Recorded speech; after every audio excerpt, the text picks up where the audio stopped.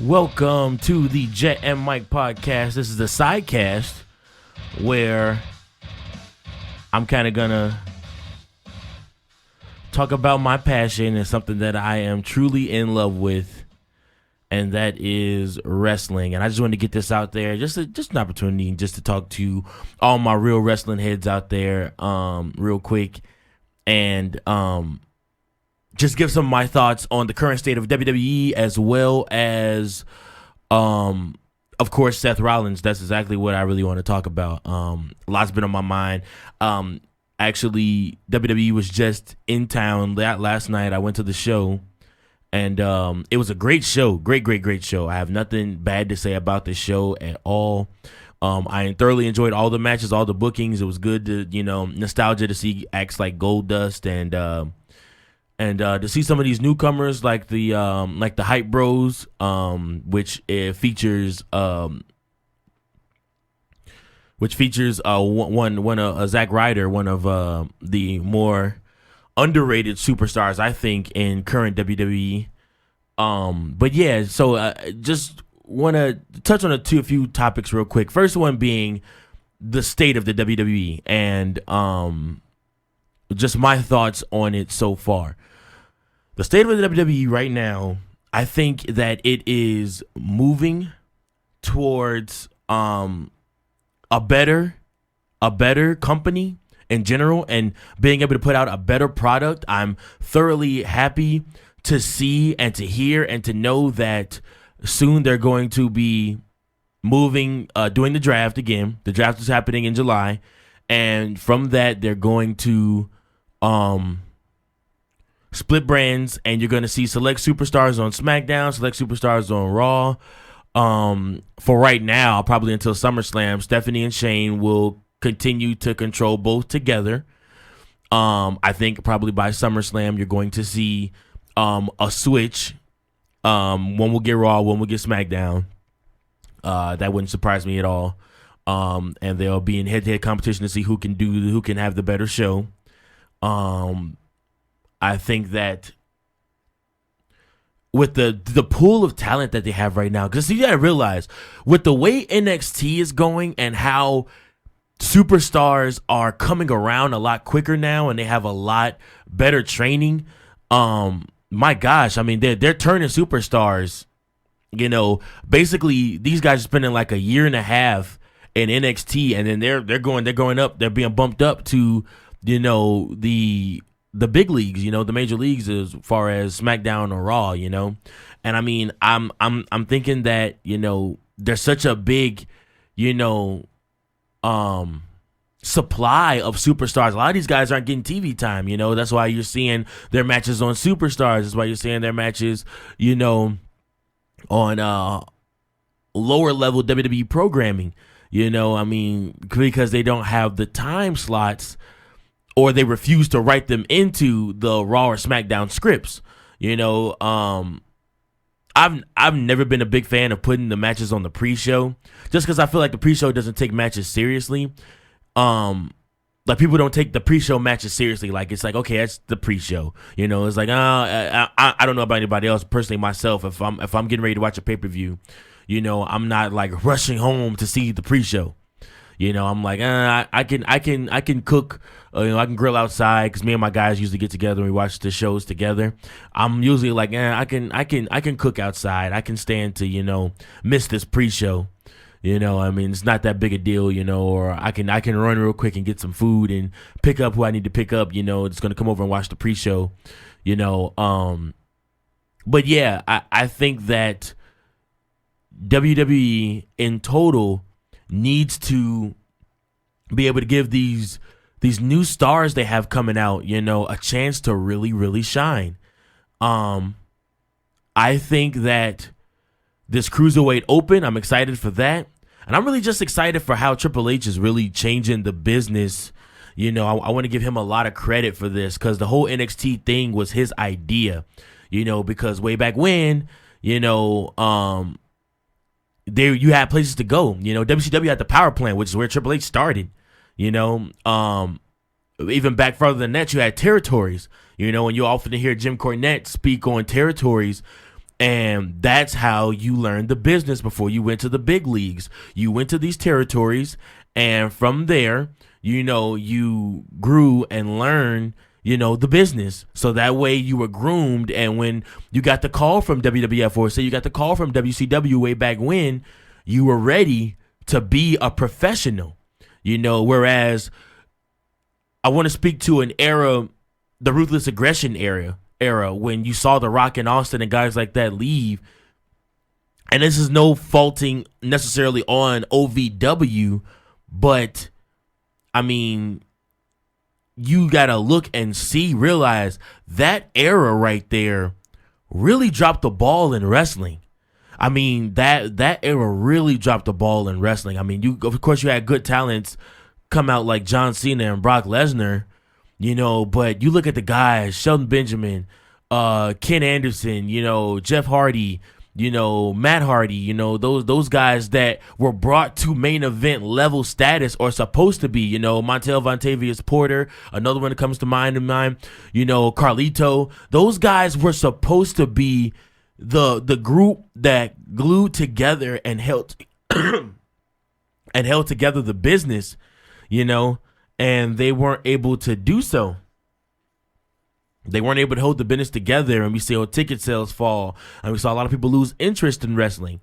WWE is gaining those people back, but, they lost a lot of business, a lot of people turned away from WWE. And then, of course, you start having the scandals come out where, drugs were involved and steroids and people dying and losing their lives, and WWE took a really big hit. But in the current state of the WWE, I feel like they are finally recovering from the hit that they took, and I feel like they're finally getting back into stride. So I'm excited for the brand extension to come back. I'm excited to see the draft. I'm excited to see who goes SmackDown, who goes Raw, new storylines, new feuds, new opportunities, for, these newer guys to really get in front of the camera and really be able to do something. And my hope this time is that it isn't Raw's A show, SmackDown's B show. That would ruin the draft for me. If Raw becomes A show, SmackDown becomes B show, or even SmackDown becomes A show and Raw becomes B show, because they're both going live now. So my hope is that they put the same amount of effort into SmackDown as they do Raw, and the same amount of effort into Raw as they do SmackDown. Because, for a long time, because I didn't have cable. I often tell this to my friends. I didn't have cable growing up, so I relied on Thursday night SmackDown to be my wrestling fix, And I mean, I look forward to Thursdays. I make sure I got all my homework done, house cleaned up, ate my dinner. I was ready to go by 7 o'clock. I was there in front of the TV, ready to see the preview of what's going to happen on SmackDown. And I would always watch the Raw rebound, and it just always seemed like, Raw had, the better quality of stars, the bigger matches, and things like that. I mean, it feels like they really didn't put a lot of effort into SmackDown like that, My hope this time is that SmackDown gets put just as much effort as Raw, and that both get equally the amount of attention, since they're both live, they're both on USA now, and I mean, you need to distribute the talent as such. Not just have 4 or 5 stars, big name stars on Raw, and just 2 stars on SmackDown with a bunch of mid-carders. I mean, make sure the talent pool is equally dispersed so that, you can get some good rivalries and get a lot of people to watch SmackDown live. I want people to be like, damn, I don't want to miss SmackDown. Because I haven't said that in years. Be honest with you, I haven't said that probably since Batista's first run with SmackDown. When he first got drafted, that's when I knew I have to watch SmackDown. And I felt like I needed to watch SmackDown, otherwise I would miss something. Whereas, past Batista, when you go into the Edge era and then on from beyond from there, I felt like I didn't really need to watch SmackDown. I'm like, I could catch the highlights, Whereas you've always kind of felt the need to watch Raw, No matter how bad it is, Raw was the A show. You felt you needed to watch Raw. My hope is that they put effort into SmackDown, and that SmackDown actually gets, some real plug, some real shine. That would be awesome for the business. Those that SmackDown, you put on 5-star matches. Get the good matches. Get the good feuds too. Just equally disperse the talent pool. I'll be interested to see how they do the tag team championships and the WWE championship and the women's championship for that matter. Because I'm pretty sure you're gonna have SmackDown divas and Raw divas. Probably on both brands. I'm pretty sure Charlotte will rotate shows as well as Roman, as well as the New Day.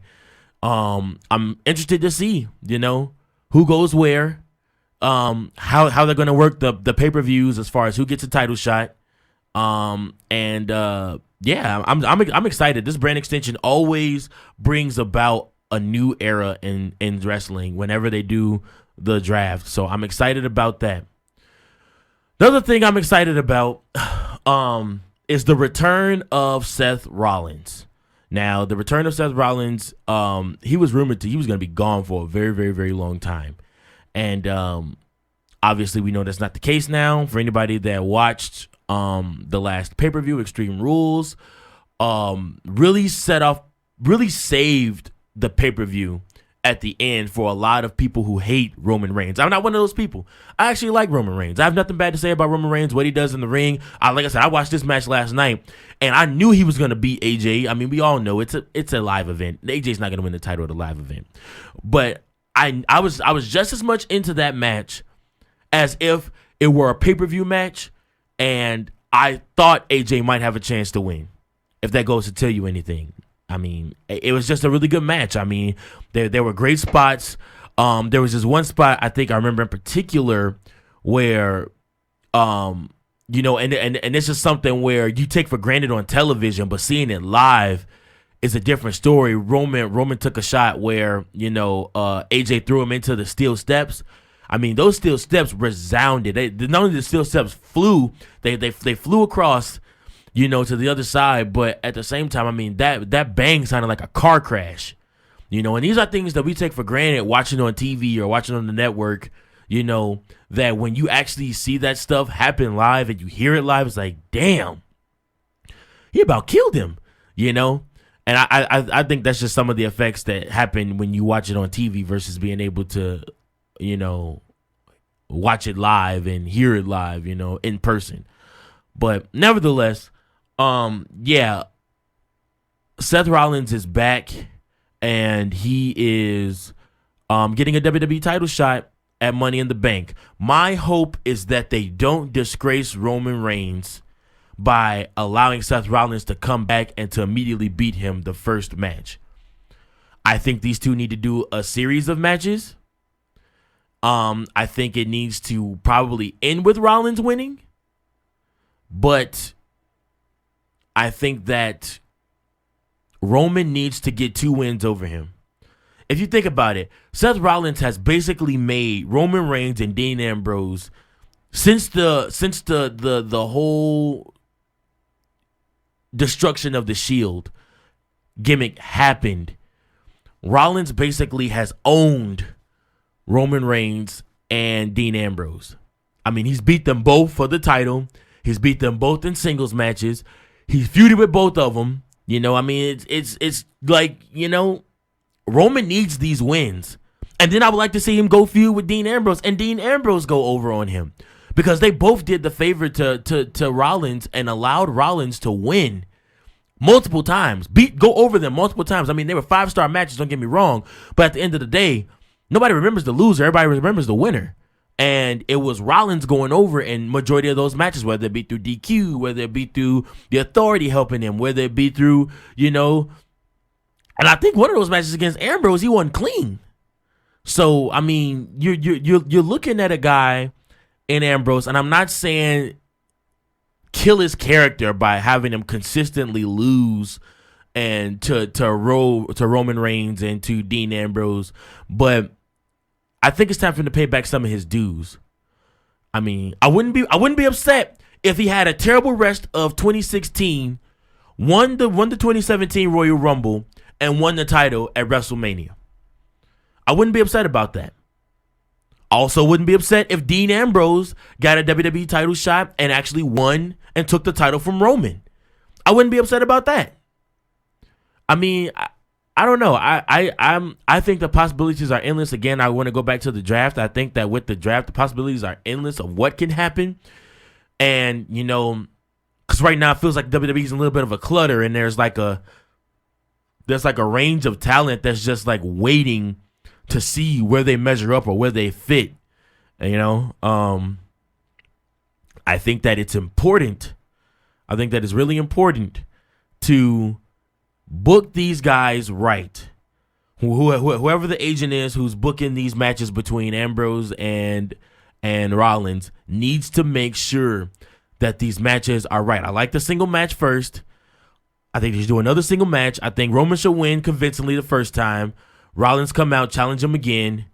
And then for the third time, I wouldn't mind at SummerSlam and in the summer, you know, with the triple threat match, one guy from Raw, one guy from SmackDown. I wouldn't mind a Shield triple threat match for the WWE title. That wouldn't be a bad main event to me. That would be awesome. I think those three would go and put on a hell of a show. I think that match would be great. They're all three of them are fearless. They throw their bodies around. They give you your money's worth, which is why WWE is invested in all of them.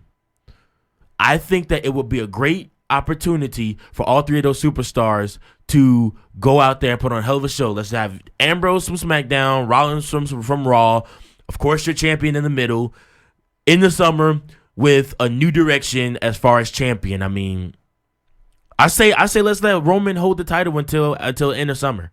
I would not be upset about that at all. I mean, I'm going on the record right now to saying that he probably will end up holding the title until summer. But I wouldn't be mad if he lost the title to Rollins. I wouldn't be mad if he lost the titles to Ambrose. I think all three of them have earned their stripes and have held multiple different titles and are ready to. I think Ambrose is ready to step up and be WWE champion. And I think Rollins, he held it down as champion. He was boring his first reign. I think he'll be better this reign because he's able to go back and watch tape and see how he was boring, cutting the 18-minute promos to begin Raw every week, you know, having the Authority back him up. His character got stale. He's fresh again. He's on his own this time. Let's let him do this on his own this time. No Authority, no Stephanie, no Triple H, nobody watching his back. Just him alone facing against the world. And that's how they're booking him this time. And I think they're going to have much more success with Rollins this time. And I'm excited that he's back. If you have any questions, comments, or anything like that about this podcast or any other podcast, be sure just to comment in the box below and let me know what you think. Like I said, this podcast is just a test run to see if I gain any traction, responses, listeners, anything like that, viewership. Then, I mean, of course, I can talk about wrestling all day. So, you know, I can keep going with this. But for those of you that are going to listen to this, thanks so much for listening. Be sure to check out the regular Jet and Mike podcast. We have past episodes as well as the new stuff that we're getting ready to put out every Monday. But thank you guys so much. Comment, like, share, and of course, guys, give me your opinion. Like I said, I'm never biased to just one way of thinking. Give me your opinion. What do you think should happen with the draft? What do you think of the current state of WWE? And what do you think they should do with Seth Rollins? Thanks so much, guys, and have a great day.